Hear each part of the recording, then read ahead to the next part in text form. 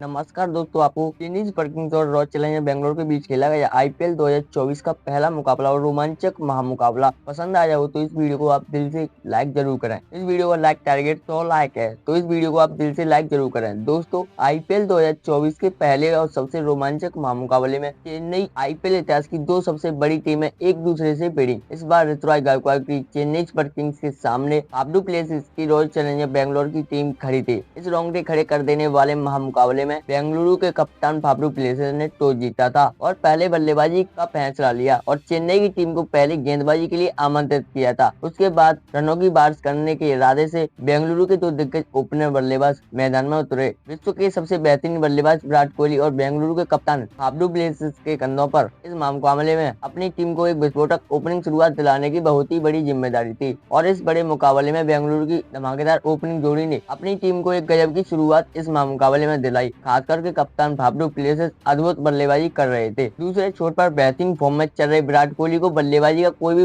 मौका नहीं मिल रहा था, क्योंकि फाफडू प्लेसिस के बल्ले से लगातार बड़े शॉट देखने को मिल रहे थे। कप्तान फाफडू प्लेसिस की इस बल्लेबाजी ने चेन्नई के कप्तान ऋतुराज गायकवाड़ को तक परेशान में डाल दिया था। देखते ही देखते दोनों के बीच 41 रनों की तूफानी साझेदारी बन चुकी थी, लेकिन तभी पारी का 5वां ओवर डालने आए मुस्तफिजुर रहमान ने सेट हो चुकी बेंगलुरु के कप्तान फाफडू प्लेसिस को सचिन रविंद्रा के हाथों कैच आउट करवा दिया। फाफडू प्लेसिस 23 गेंद में 35 रन बनाकर आउट हो गए। सेट हो चुके कप्तान फाफडू प्लेसिस के आउट हो जाने के बाद अब बेंगलुरु की टीम की तरफ से रजत पाटीदार बल्लेबाजी करने मैदान में उतरे, लेकिन नए बल्लेबाज रजत पाटीदार को भी मुस्तफिजुर रहमान ने अपनी इसी ओवर में महेंद्र सिंह धोनी के हाथों कैच आउट करवा दिया। रजत पाटीदार बिना खाता खोले ही आउट हो गए। एक धमाकेदार शुरुआत के बाद एक ही ओवर में चेन्नई की गेंदबाजी के इस महामुकाबले में दो बड़ी विकेट निकालकर वापसी कर ली थी। अब विकेट गिरने के बाद ग्लेन मैक्सवेल बल्लेबाजी करने मैदान में उतरे थे, लेकिन विकेट गिरने के अगले ही ओवर में गेंदबाजी के लिए बुलाए गए दीपक चहर ने नए बल्लेबाज ग्लेन मैक्सवेल को भी महेंद्र सिंह धोनी के हाथों कैच आउट करवा दिया। ग्लेन मैक्सवेल को बिना खाता खोले ही आउट हो गए। कप्तान ऋतुराज गायकवाड़ और महेंद्र सिंह धोनी की चालाकी के सामने बेंगलुरु का टॉप ऑर्डर कमजोर पड़ चुका था। विराट कोहली दूसरे छोर से विकेट गिरने का सिलसिला सिर्फ देख ही सकते थे,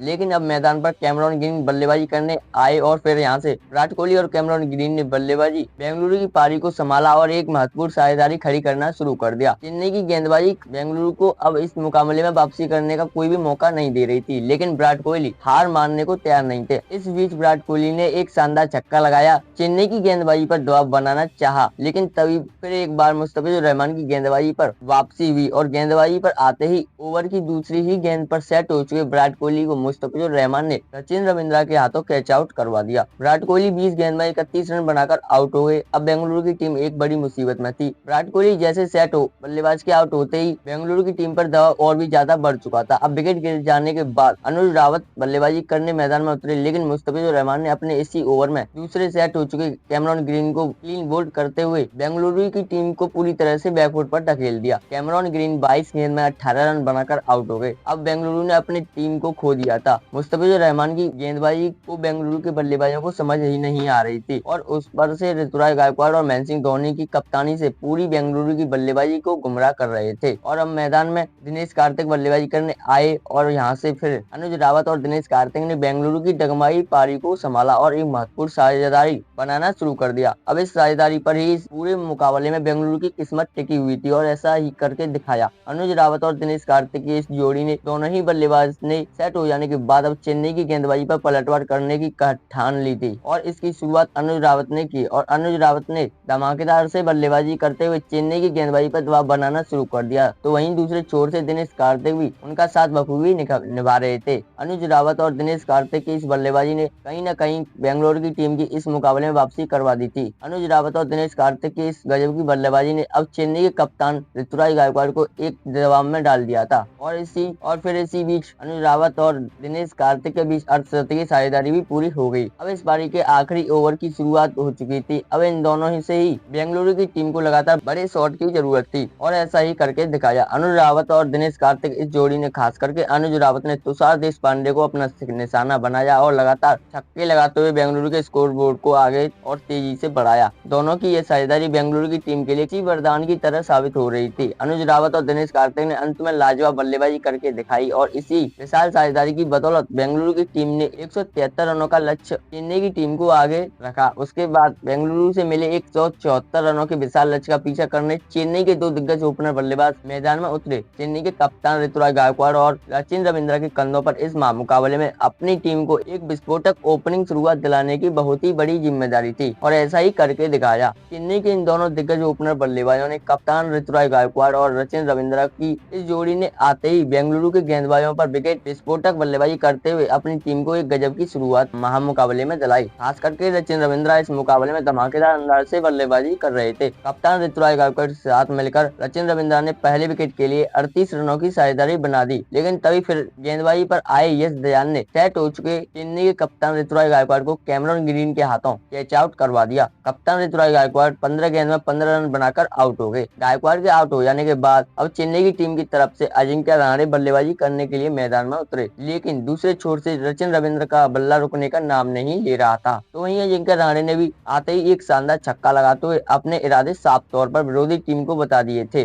लेकिन तभी कप्तान फाफडू प्लेसिस ने गेंदबाजी पर करण शर्मा को लगाया और करण शर्मा ने आते ही बेंगलुरु के लिए सबसे बड़ा खतरा बन चुके सचिन रविंद्र को रजत पाटीदार के हाथों कैच आउट करवा दिया। सचिन रविंद्र 15 गेंदों में 33 रन बनाकर आउट हो गए। बेंगलुरु की टीम को चेन्नई का एक सबसे बड़ा विकेट मिल चुका था। अब बेंगलुरु के पास इस मुकाबले में वापसी करने का बढ़िया मौका था। अब विकेट गिरने के बाद डेरी मिचेल बल्लेबाजी करने मैदान में उतरे थे और मिचेल ने आते ही करण शर्मा को लगातार 2 छक्के लगाए और फिर एक बार फिर से बेंगलुरु की गेंदबाजी को दबाव में डाल दिया, लेकिन अजिंक्य रहाणे के साथ डेरी मिचेल की यह साझेदारी ज्यादा आगे नहीं बढ़ पाई और गेंदबाजी पर आए कैमरन ग्रीन ने सेट हो चुके अजिंक्य रहाणे को ग्लेन मैक्सवेल के हाथों कैच आउट करवा दिया। अजिंक्य रहाणे 19 गेंदों में 27 रन बनाकर आउट हो गए। बेंगलुरु की गेंदबाजी धीरे धीरे इस मुकाबले में वापसी कर रही थी, लेकिन जो भी चेन्नई का बल्लेबाज मैदान में बल्लेबाजी के लिए आ रहा था वह बड़े शॉट खेलने के साथ साथ ही अपनी पारी का आगाज कर रहा था, जिस वजह से बेंगलुरु की गेंदबाजी पर से दबाव कम होने का नाम नहीं ले रहा था। अब विकेट गिरने के बाद शिवम दुबे बल्लेबाजी करने मैदान में उतरे, लेकिन तभी गेंदबाजी डाल रहे कैमरन ग्रीन ने चेन्नई के दूसरे सेट बल्लेबाज डेरी मिचेल को रजत पाटीदार के हाथों कैच आउट करके बेंगलुरु की टीम को इस मुकाबले में वापसी करने का एक और मौका दिया। डेरी मिचेल 18 गेंद में 22 रन बनाकर आउट हो गए। मुकाबला रोमांचक हो चुका था। बेंगलुरु की गेंदबाजी इस मुकाबले में वापसी कर रही थी और चेन्नई की टीम की तरफ रविंद्र जडेजा बल्लेबाजी करने मैदान में उतरे। बेंगलुरु की गेंदबाजी बेहतरीन फॉर्म में नजर आ रही थी, लेकिन इस गेंदबाजी के सामने शिवम दुबे और नए बल्लेबाज रविंद्र जडेजा ने हार नहीं मानी और रविंद्र जडेजा और शिवम दुबे ने चेन्नई की रन गति को रुकने नहीं दिया। खास करके शिवम दुबे ने अपने बल्ले से बेंगलुरु की गेंदबाजी पर पलटवार करके दिखाया, तो वहीं उनका साथ देने आए रविंद्र जडेजा ने अपने ही अंदाज में बल्लेबाजी करते हुए शिवम दुबे के साथ एक महत्वपूर्ण साझेदारी खड़ी कर दी। अब चेन्नई की टीम को जीत के लिए आखिरी 3 ओवर में 18 रनों की आवश्यकता थी और शिवम दुबे और रविंद्र जडेजा के मैदान में रहते चेन्नई को हराना नामुमकिन लगने लगा था और ऐसा ही हुआ और शिवम दुबे के बल्ले से चेन्नई की टीम को इस पहले मुकाबले में बेंगलुरु के खिलाफ जीत मिली और इसी के साथ चेन्नई की टीम ने 6 विकेट से बेंगलुरु की टीम को इस महामुकाबले में हराकर अपने इस साल का आगाज एक धमाकेदार जीत के साथ किया। ऋतुराज गायकवाड़ और महेंद्र सिंह धोनी की कप्तानी में खेल रही इस चेन्नई की टीम ने इस मुकाबले में अपनी गेंदबाजी के साथ साथ बल्लेबाजी में भी सभी का दिल जीत लिया, लेकिन बल्लेबाजी के वक्त शिवम दुबे ने खुद की बल्लेबाजी से चेन्नई को इस मुकाबले में जीत दिलाई। शिवम दुबे ने इस मुकाबले में 28 गेंद में 34 रनों की शानदार और नाबाद पारी खेली और अंत में इसी के चलते चेन्नई की टीम इस रोमांचक मुकाबले को जीत पाई। तो दोस्तों, आपको शिवम दुबे की यह मैच जीतने वाली पारी कैसी लगी और आप शिवम दुबे की अद्भुत बल्लेबाजी के लिए उन्हें 10 में से कितने अंक देना चाहेंगे? आप अपनी राय नीचे कमेंट करना बिल्कुल भी ना भूलें। आज की वीडियो में बस इतना ही। जय हिंद, वंदे मातरम।